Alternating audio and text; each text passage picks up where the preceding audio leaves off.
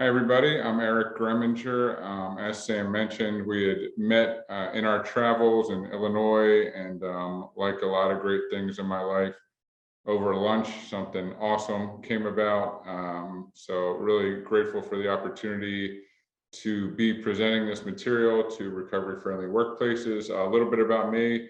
I'm a person in long-term recovery from addiction, so a lot of the materials that we're going to be going over today are from firsthand experience, what I've learned through navigating addiction and recovery, but also as a certified drug and alcohol counselor. So I'll be toggling back and forth between those two perspectives, but I'm going to start the presentation on a day that was extremely impactful for me.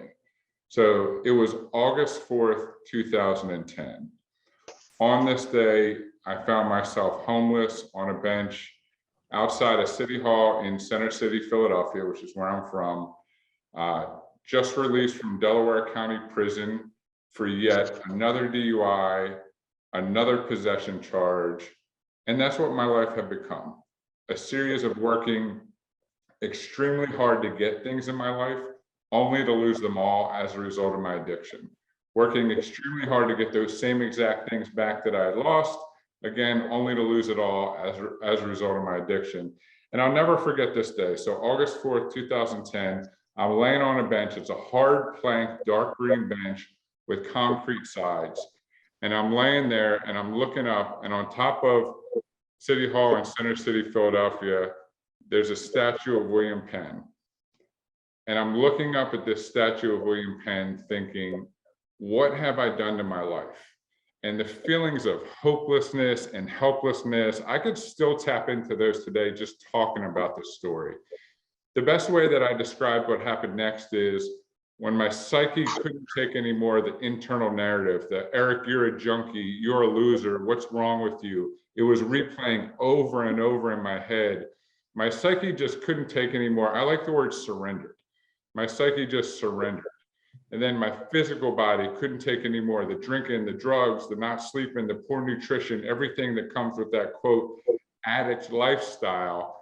And my physical body surrendered. And at the intersection of my psyche surrendering and my physical body surrendering, it allowed for what I consider to be a higher consciousness to step in. And ever since that moment, I've just been obsessed with finding ways, means, strategies, methods, whatever I could find, not only to help myself, but to help anybody else who I possibly could. That journey took me through 12-step programs. I've been through the 12 steps multiple times. I've sponsored people who have many years in recovery now. I became a certified personal trainer so I could understand the symbiotic relationship between the mind and the body and how they work together.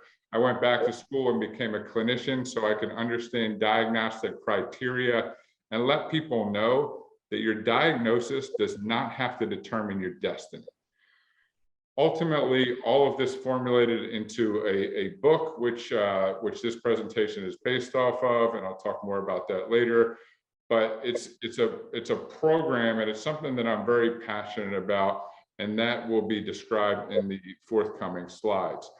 But anytime you embark on a research project or are looking to make change, you have to have some agreed upon working definitions.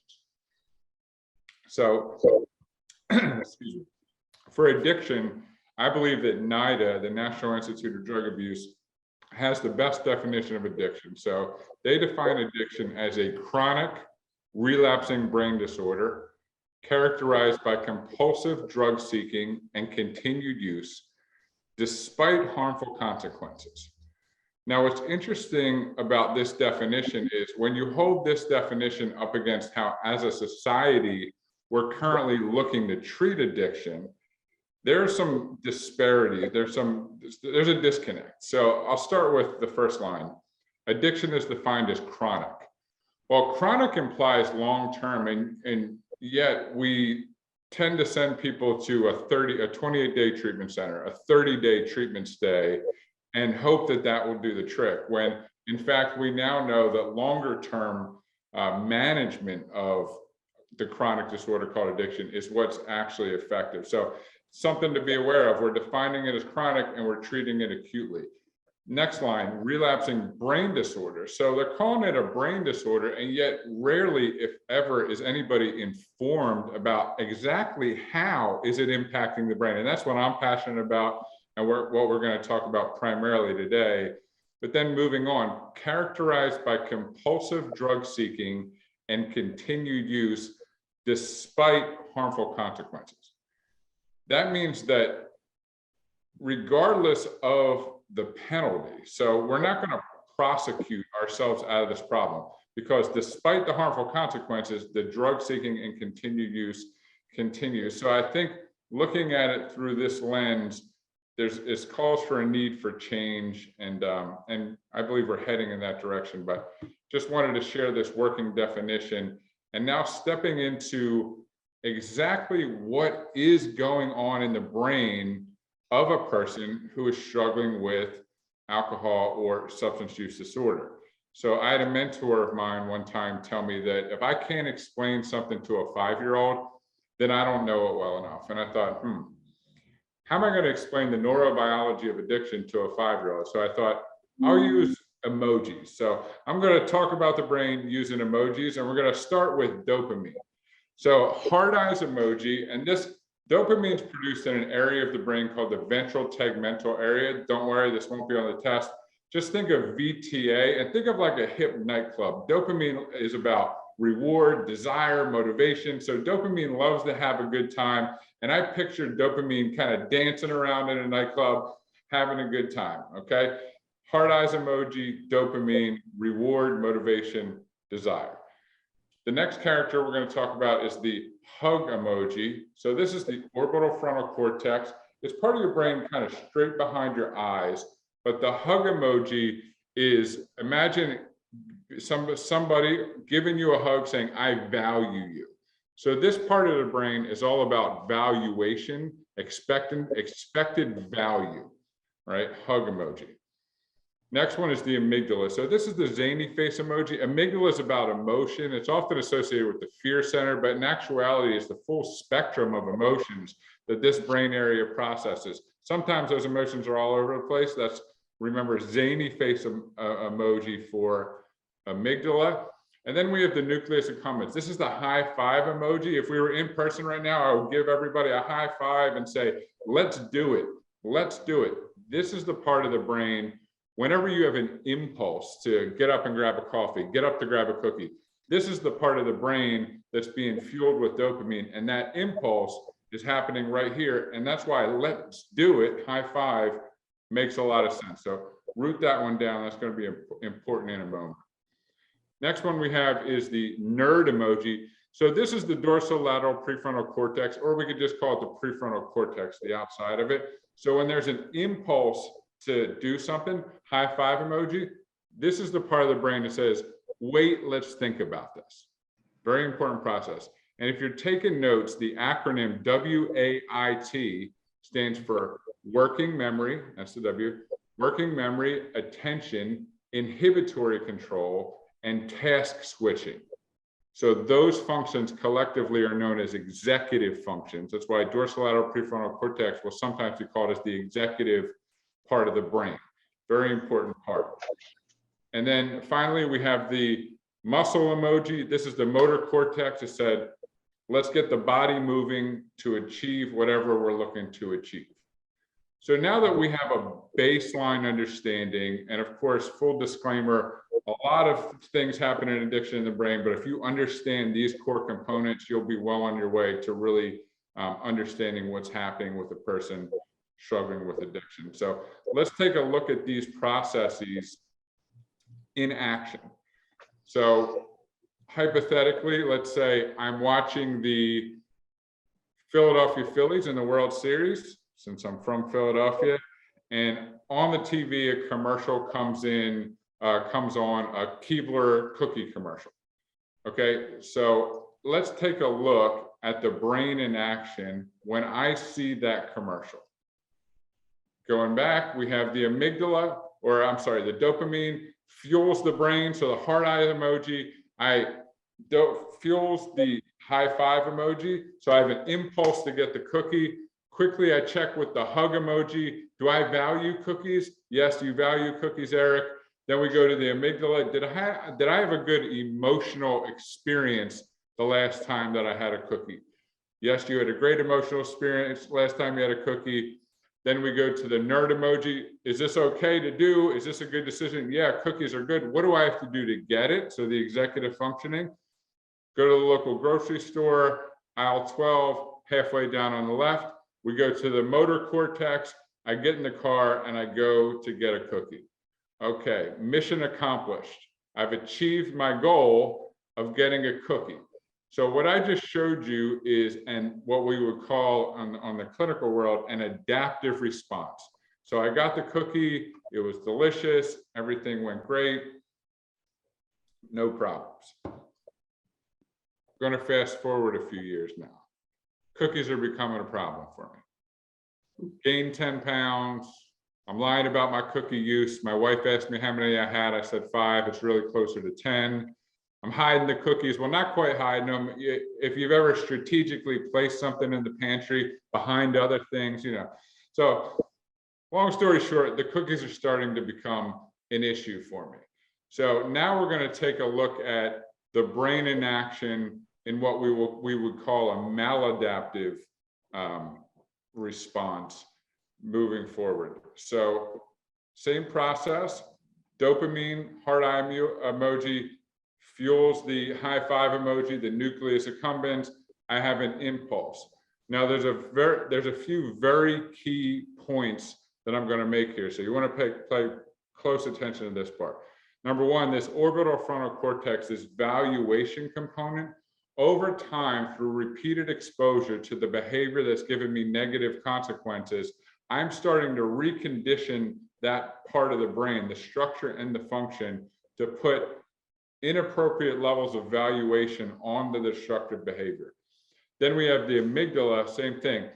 The amygdala has, instead of enjoying it, it's the fear center now of what will it be like if I don't have this cookie?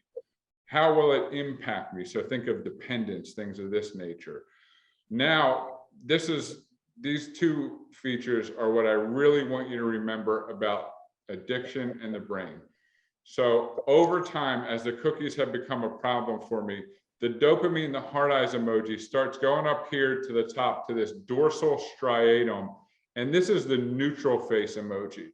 This is a very appropriate emoji because this is where it's compulsion, where a person like myself was doing the behavior over and over again, even though it wasn't enjoyable. So what that is, it's a compulsion. So you're just doing it on repeat for the sake of doing it. And that happens because when the high five is saying, let's do it, it's no longer communicating effectively with the higher functioning part of your brain. So we're going from an impulse, let's do it, straight to action. And the definition of that is compulsion.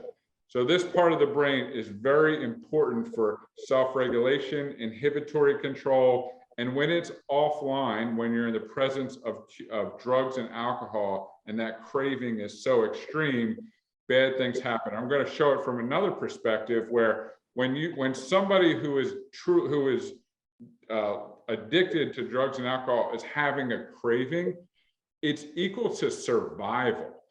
And the way that looks from a neurochemical perspective is, as I mentioned, the heart eyes emoji, so this massive increase in dopamine, but there's also another neurotransmitter, an excitatory neurotransmitter called glutamate, which is about memory and putting a real deep positive memory from that dopamine reward response.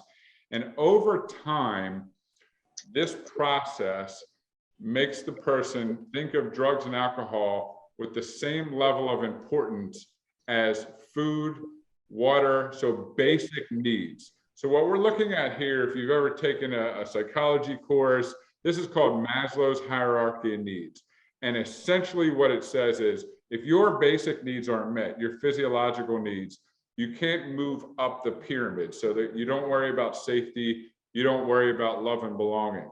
So what happens with drugs and alcohol, because on a neurobiological level, you make the association and put drugs and alcohol with the same level as food and water, you tend to neglect other things. And I'll just use an example from my own life. So safety is the next one up. That would be having a roof over your head, for instance. You're safe from the environment. So people would say to me, Eric, you spent all of your rent money on drugs and alcohol? Are you an idiot? Now, I didn't understand this model at the time, so I figured I must be an idiot. I didn't have any other good explanation. Moving up the chain, love and belonging. Eric, you grew up in a single parent home. You saw how hard your mom worked to make money, and yet you would treat her this way? You're a horrible person. And I didn't have a good answer for that. So I thought, yeah, that tracks. I must be a horrible person.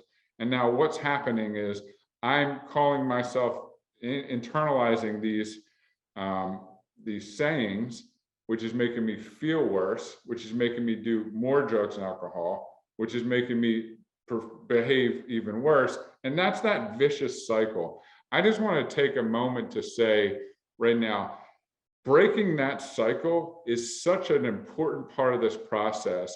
Please, regardless of your beliefs, support anybody. If it's MAT, if it's harm reduction, if it's detox and then 12-step, whatever it is, however a person breaks this cycle, let's support them and love them, and because this is the first step to the rest of the entire presentation. And it takes a little while when a person gets into recovery to kind of get back to baseline. So what I'm going to show you here is, it looks complicated. I'll make it easy. Don't worry about it. On the right, what we're looking at is natural dopamine reward. So this is an experience you would get from food, a great meal. Look at the dopamine. It's about 150. Sex, most people would consider that enjoyable. It's about 200. If you look to the left, methamphetamine is 1,000. So 5 times that of sex. So when a person is getting into recovery, it's like on the left, they're used to hanging out with Mick Jagger and the Rolling Stones, and now they're starting to hang out with the Jonas Brothers, right?